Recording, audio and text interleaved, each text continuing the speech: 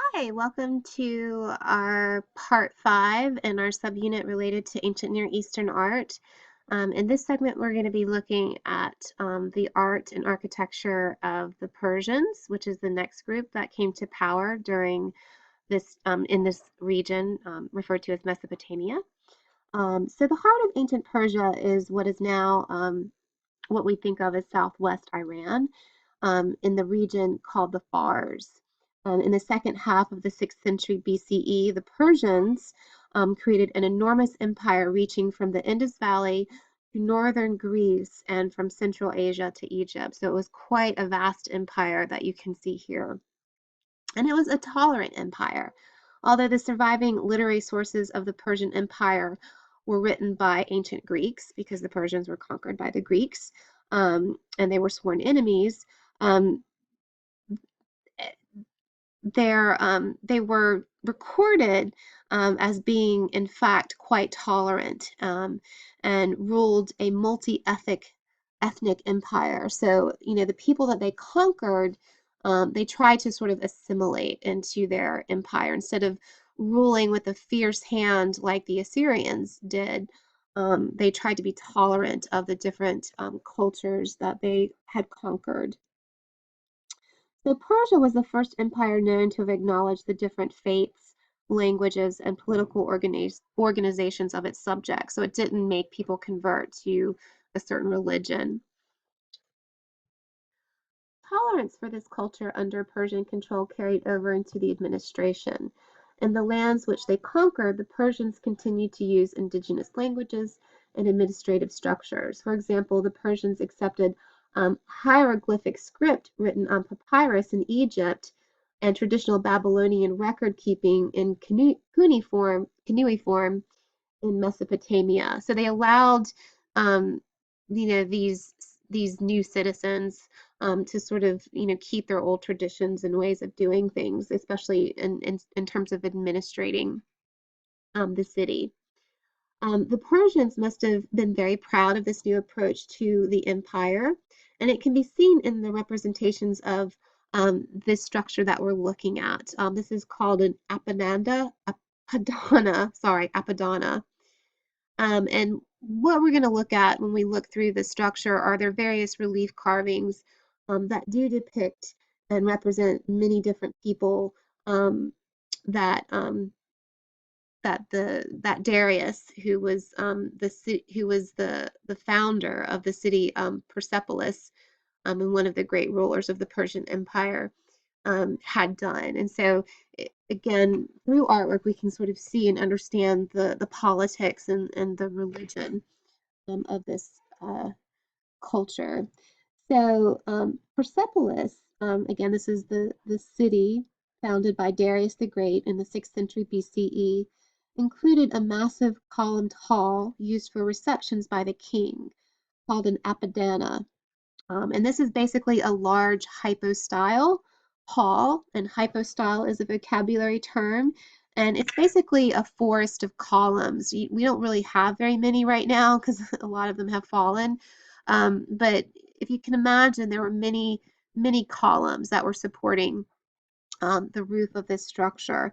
And so originally the hall contained 72 columns and two monumental stairways.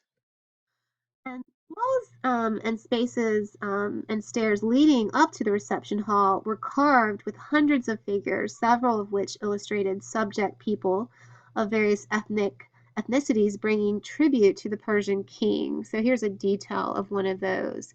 And so this was quite innovative in terms of, representing all these different subjects and including their ethnicity and their way of life. Here's another relief carving. The reliefs decorating the walls of the terrace and staircases leading into the Apadana represented processions of royal guards, which you see here, Persian nobles, dignitaries, and representatives from 23 subject nations. So subject nations mean nations that have been conquered. Persian art testifies to the active exchange of ideas and artists among the civilization of Mediterranean and Persia during this time. And here's a better view of it. You can see the whole, so here you can see sort of the stairway, and then you can see all this different procession of people. And again, these columns are massive. They're quite it's quite extraordinary to imagine what this structure might have looked like originally. The Persian Empire was famously conquered by Alexander the Great. Alexander, no doubt, was impressed by the Persian system of absorbing and retaining local languages and traditions as he imitated the system himself in the vast lands he won in the battle. Indeed, Alexander made a point of burying the last Persian emperor, Darius III, in a lavish and respectful way in the royal tombs near Persepolis. This enabled Alexander to claim title to the Persian throne and legitimize his control over the greatest empire of the ancient Near East. So we will be looking, not next, we're going to go back and look at Egyptian art, but we will be looking at Greek art as well. Here's another detail, so you can see this beautiful relief carving. So a very much different approach than, say, the Assyrians. So here, the relief carvings are demonstrating their tolerance and this approach to government, whereas the Assyrians, this is from the Assyrians, these are relief carvings that viewers or people who wanted to hold audience with the Assyrian king would have to pass through. And it was sort of an audience hall. Remember, he lived in a citadel, this kind of palace within a fortress, and they would have to go through this room of relief carvings. And here it's a much different message. Here you have this domination. You have the king showing his prowess.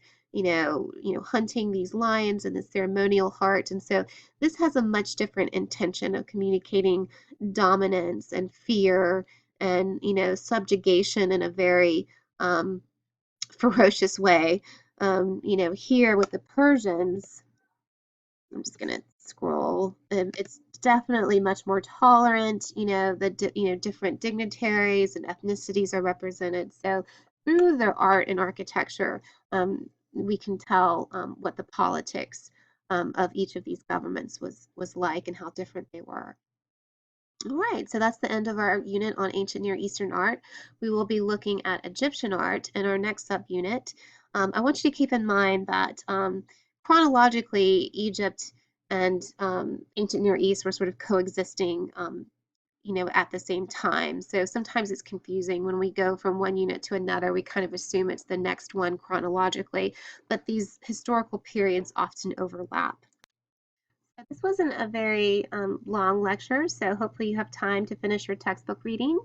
Maybe start working on your flashcards and, you know, reviewing your notes and perhaps getting a jump start on studying for your quiz that we're going to have on Tuesday.